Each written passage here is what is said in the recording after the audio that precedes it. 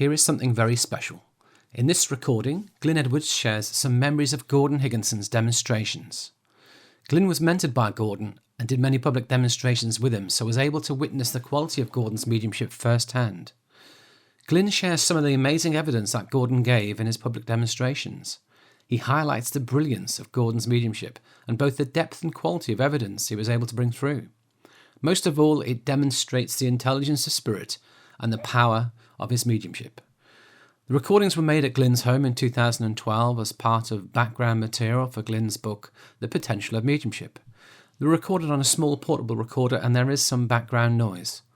Nonetheless, these valuable memories give us a fascinating insight into the quality of Gordon's mediumship. The recordings were made by and provided with kind regards by Stephen Wollaston, also known as Santa Shan. Stephen was a good friend of both Gordon and Glyn and co-authored or compiled all of Glyn's books. I do hope you enjoy this recording. I remember a number of times that I demonstrated with Gordon Higginson on very large public platforms. Once at the Philharmonic Hall in Liverpool, he was doing a demonstration and he was giving this lady right in the cards, right at the back, this information. He said, by the way, my dear, can I have one of those polo mints that you're passing to a friend? And there was just a gasp from her over the microphone. How the hell did you know that? And he laughed. And then he started giving her information about her mother and a ring that her mother had left and all the altercation and difficulty of getting this ring from someone in the family. And all she could hear was saying, my God, my God, my God, my God. He said, now, why is your mother showing me above your head a bag of salt and a house? And she swore. She said, how did you know that? And Gordon said, come on, come on, come on. Tell us what it means. He knew what it meant. But it was used to have impact on an audience. He said, that is my surname, Salthouse. And then there was a time in London that he was demonstrating, and he was giving information to a gentleman who obviously turned out to be Jewish. And he said to him, your father keeps pouring silver over you. Why would he do that? And the man said, my name is Silverman. You see, this man had remarkable abilities. And I was demonstrating, one of the last demonstrations we ever did was in Southampton University. And the chairlady, after I had demonstrated, I defied anybody to follow that because I had an exceptional night. And then she remembered that Gordon Higginson was on the platform with me. And she said, the only person I know is Mr. Higginson.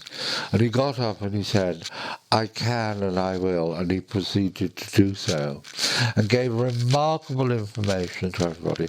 But what stood out in my mind was when he said to this woman about her husband and all the information related to the house and the money and everything else. It couldn't have been more accurate. I mean, it was just amazing. And then he said, and just before I finish, your husband's showing me a snooker table. And he's telling me that if I took out two of the letters from the word snooker, I would have your surname. Is that correct, madam? Yes, she said.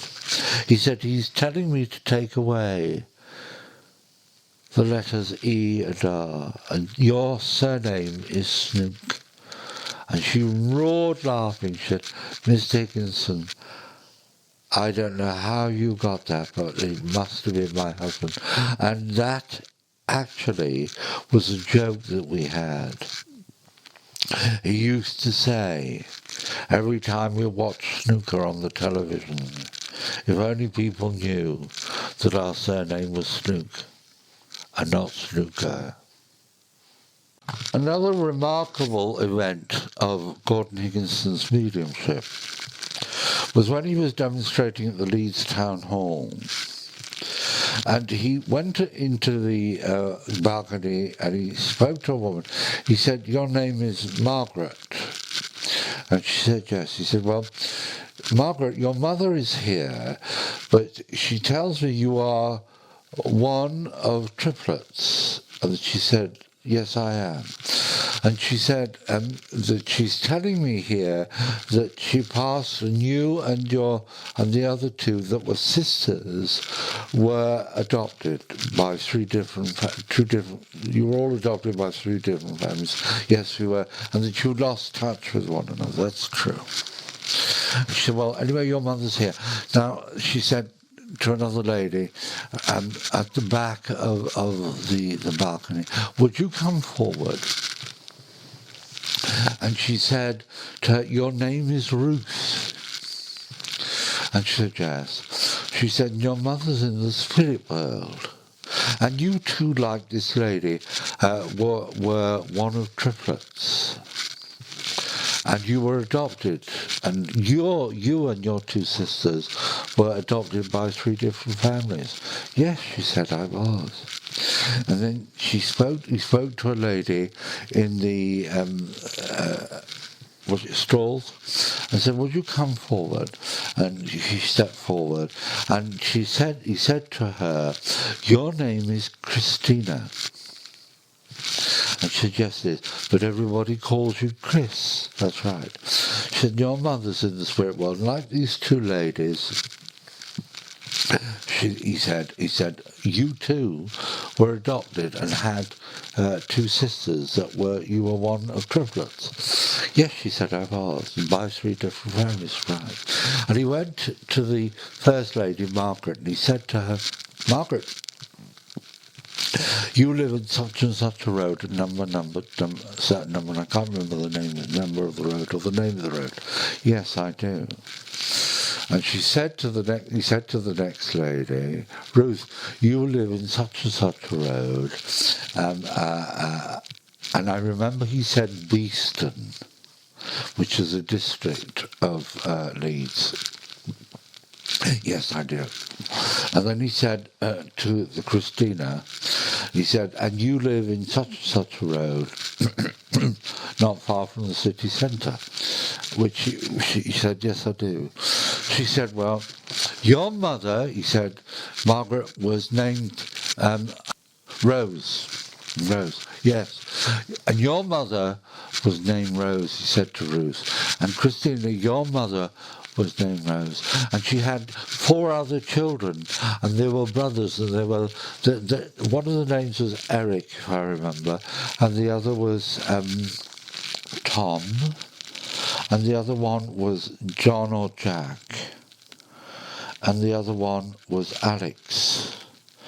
And all 3 of them said, yes, I believe that was so, but we were adopted as babies.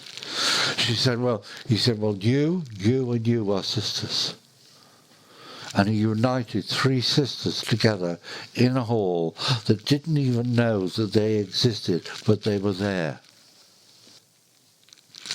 And the thunderous applause. So you see, mediumship can enable us not just to find those that are lost to us in the physical world, loved ones that we've lost to another world, but these lost people from another world can come back and can reunite us with those that we have lost that are still living. And there have been instances of this happening time and time again.